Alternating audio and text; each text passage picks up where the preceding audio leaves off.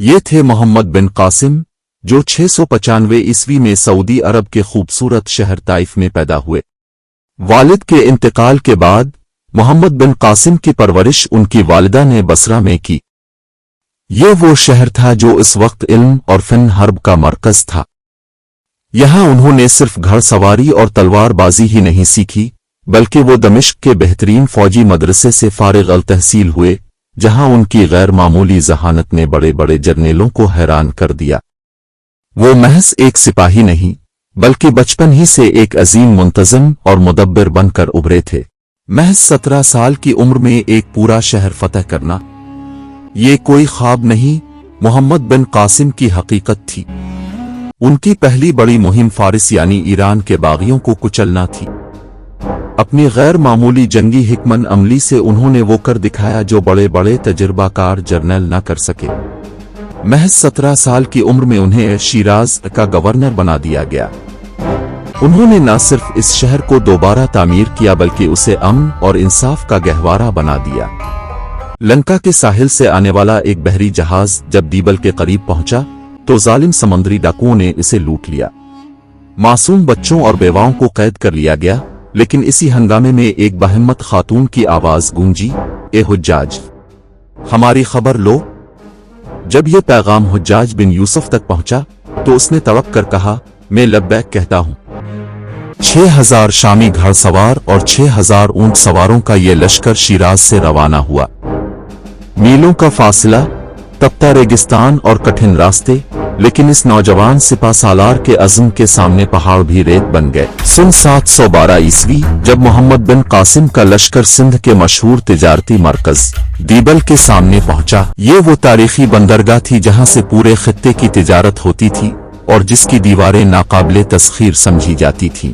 राजा दाहर के गुरूर का किला कहलाने वाले इस शहर का मुहासरा शुरू हुआ तो फिजा नारा ए तकबीर से गूंज उठी। दीबल किले की दीवारें इतनी बुलंद थीं कि उन्हें पार करना नामुमकिन लगता था, लेकिन मोहम्मद बिन कासिम के पास एक खुफिया हथियार था, अल-अरूस। ये इस दौर की एक ऐसी देवहकल मंजनीक थी जिसे चलाने के लिए 500 ताकतवर जवानों की जरूरत पड़ती थी। जब इस मंजनीक ने अपना पहला भारी पत्थर मंदिर के इस सुर्ख झंडे पर मारा जो अहले शहर के गुरूर की अलामत था, तो दाहर की फौज के हौसले पस्त हो गए। दीबल किला की दीवारें गिरीं तो राजा दाहर की फौज बाहर आ गई।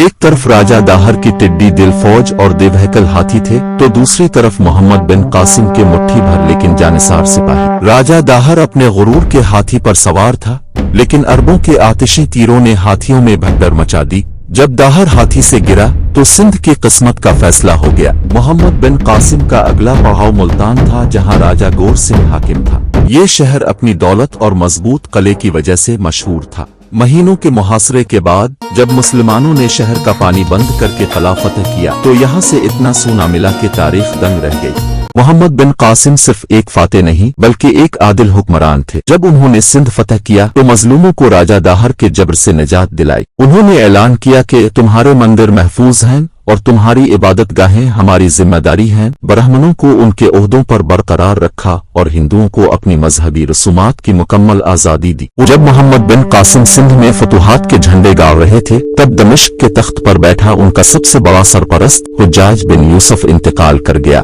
कुछ ही अरसे बाद खलीफा वलीद बिन अब्दुल मुल्क भी चल बसा। नया खलीफा सुलेमान बिन अब्दुल मुल्क तख्त पर बैठा, जो हुज्जाज बिन यूसुफ का सख्त दुश्मन था। सियासी दुश्मनी की इस आग ने एक नौजवान फातेह की किस्मत का रुख मोड़ दिया। जब गिरफ्तारी का हुक्म सिंध पहुंचा तो पूरा खित्ता लरज उठा। मोहम्मद बिन कासिम के जानिसार सिपाहियों और सिंध के लोगों ने उनसे इल्तिजा की, अब दमिश्क न जाएं, हम आपके लिए अपनी जानें कुर्बान कर देंगे।